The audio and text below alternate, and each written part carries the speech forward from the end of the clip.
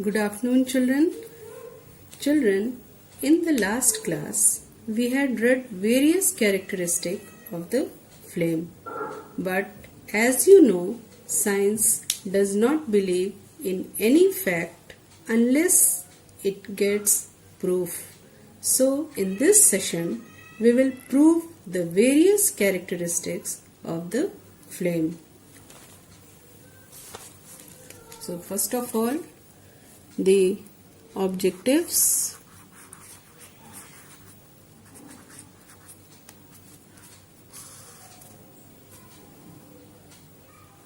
At the end of this session, we will be able to prove that first, the innermost zone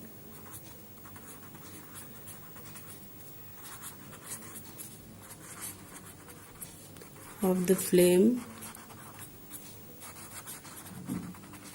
consists of the unburnt wax vapor.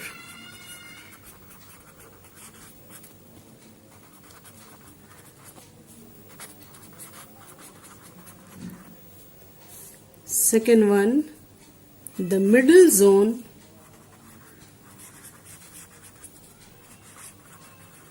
consists of unburnt carbon particles.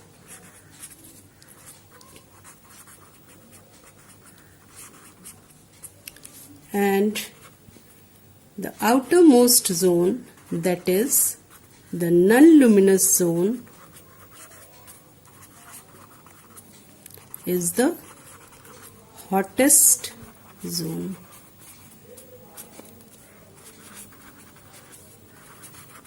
Of the flame.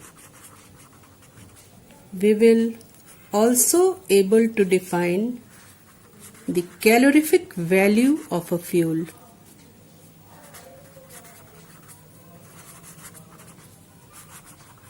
And last, characteristic of a good fuel.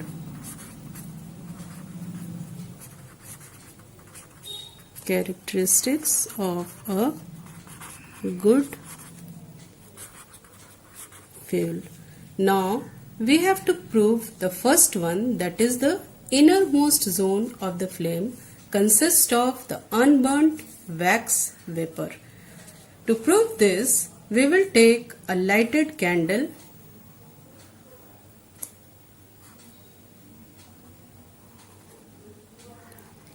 and simply we will introduce a thin glass tube in its inner zone. We will find that some wax vapors are formed in the tube. In this tube, some wax vapors, that is of grayish white color, is formed in the tube. And when we will bring, and this wax vapor starts coming out from the tube also. Then we will bring a burning matchstick near it. We will find that a flame is also produced over here. This is due to that the wax vapor catches fires, it starts burning and then it catch fire, and after that it produces a flame. This flame is similar to that of the candle flame. That means it is proof that it is due to the unburnt wax vapor. So the first one is proved, children. Now we have to prove that the middle zone consists of unburnt carbon particles. That is the middle zone. Again we will take a candle, a lighted candle,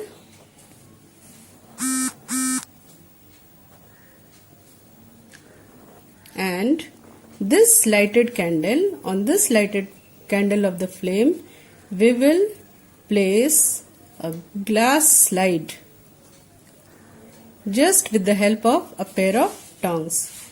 And we will find that after few seconds, that is approx 40 to 50 seconds, we will find that after removing the glass slide from the flame, we will find a circular ring is formed over here.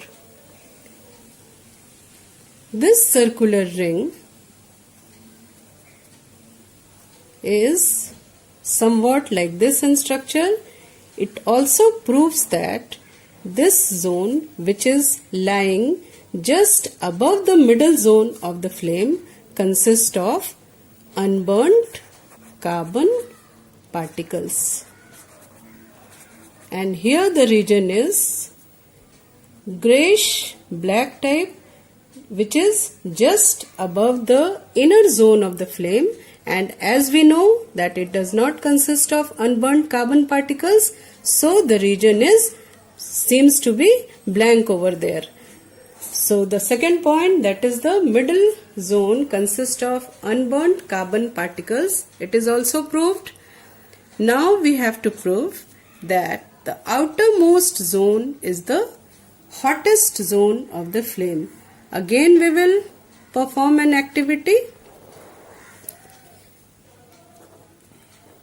We will take a lighted candle and we will place a copper wire across the flame. We will find that the region which is falling just on the outermost zone of the flame, that is on the non-luminous region, the copper wire becomes red hot, whereas the region of the copper wire which is found just across the inner zone, it seems to be black, that is black. Here it is clear from this, children, that the outermost zone is the hottest zone of the flame.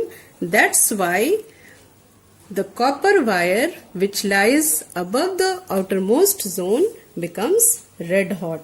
So all the 3 points are clear now. That is, the innermost zone consists of unburnt wax vapor, the middle zone consists of unburnt carbon particles, and the outermost zone is the hottest zone of the flame, which makes the copper wire red hot. Now come to the next point, that is the calorific value of a fuel. Calorific value. First of all, we try to understand what is the calorific value of a fuel. The amount of heat energy which is produced on completely burning 1 kilogram of fuel in pure oxygen is called the calorific value of a fuel. That means on burning 1 kilogram of fuel, the amount of heat which is produced is known as the calorific value of a fuel. So you can easily say that a fuel which produces more heat will be more, by burning only 1 kilogram of fuel, will be more efficient. That is, the more the calorific value, the better is the efficiency of a fuel. And it is the unit to express the calorific value of a fuel is kilojoule per kilogram. That means kilojoule per kilogram. It is the unit to express the calorific value of a fuel. Now we will come to another point, that is the characteristic of a good fuel. A good fuel should have a high calorific value. Just now we explained the same, that the more the calorific value of a fuel, the more the fuel is better. It should be cheap and easy to transport. From one place to another place it can be transported easily. The one is known as a good fuel. Then it should be easy to store. That means LPG, you can say it is very easily stored in a gas cylinder, but on the other hand you see coal, wood, it is quite difficult to store.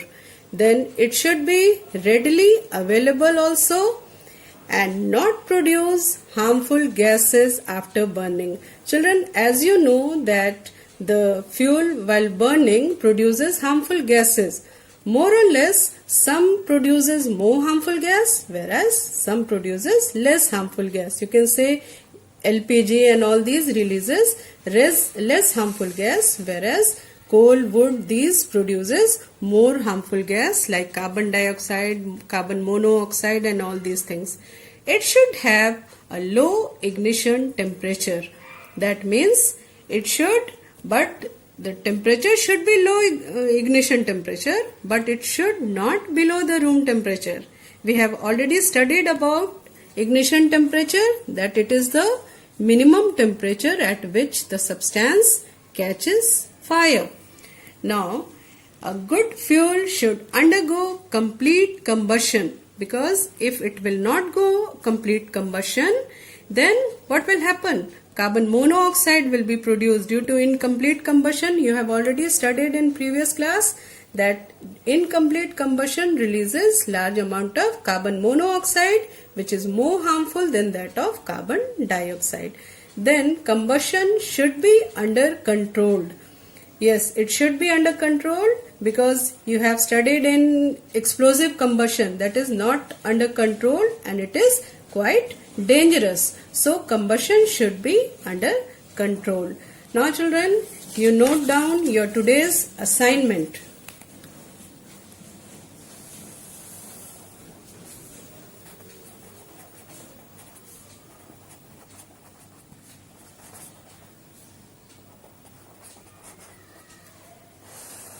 First one, define calorific value of a fuel.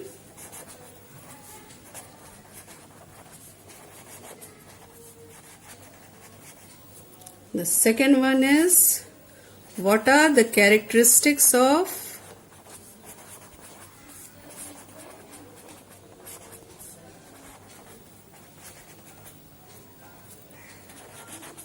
a good fuel? And the third one, with the help of an activity,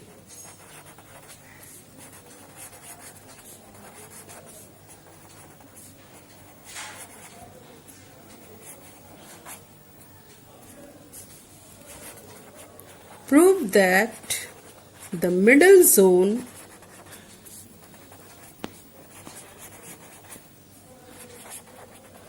consists of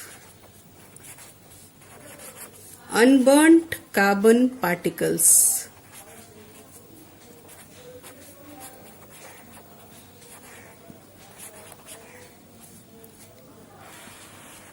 Children, that's all for today.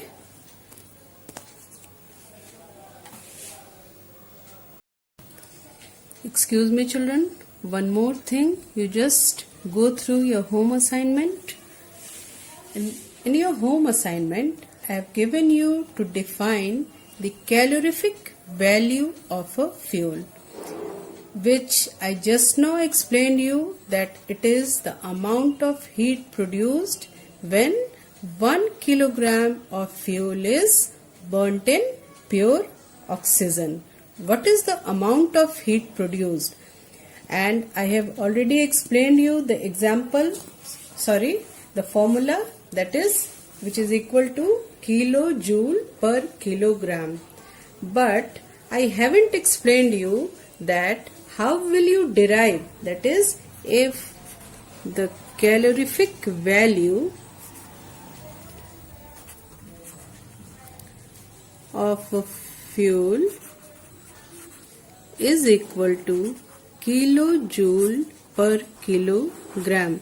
That is, how will you, I haven't explained you now that how will you derive the calorific value of a fuel when the amount of heat, the amount of fuel burnt is given, then how will you able to derive the calorific value of a fuel. Or you can say, if any of the two terms are given, then how will you able to determine or calculate the third term? This, children, we will, that is all the related numericals to the calorific value of a fuel, we will discuss in our next class. Okay? Now, this one is clear now. Now the second question is what are the characteristics of a good fuel, which we have already discussed now, that what are the characteristics of a good fuel. Only you have to write 5 points about the same. Only you just write down 5 points. And we haven't studied now why the gaseous fuels are better than the solid or liquid fuels. It is clear, children, that the gaseous fuels are better than the solid and liquid fuel, that it is easy to transport, it does not leave ash or any waste material after burning, it is very easy to ignite it, only with the help of a little spark you can ignite it. Then it is easy to transport also. Then it is less harmful also, because it releases comparatively less carbon dioxide while burning it. Then it is also known as a greener fuel, you can say. It is known as eco-friendly fuel, or you can say a greener fuel. Which one? Gaseous fuel, in comparison to that of the solid and liquid fuel. That is, when you will burn coal or wood, then it will release tremendous amount of heat, but along that heat it also produces smokes, carbon dioxide and all these things which is harmful. Along with these things, it also releases large amount of waste material, that is ashes and all these things. So gaseous fuels are better than solid and liquid fuel. Now the third question is that with the help of an activity, you have to prove that the middle zone consists of unburned carbon particles. This activity, children, you simply prove it with the help of a neat, well-labeled diagram along with its small description. No need to explain it in large scale, only you have to just give a little bit description about the same.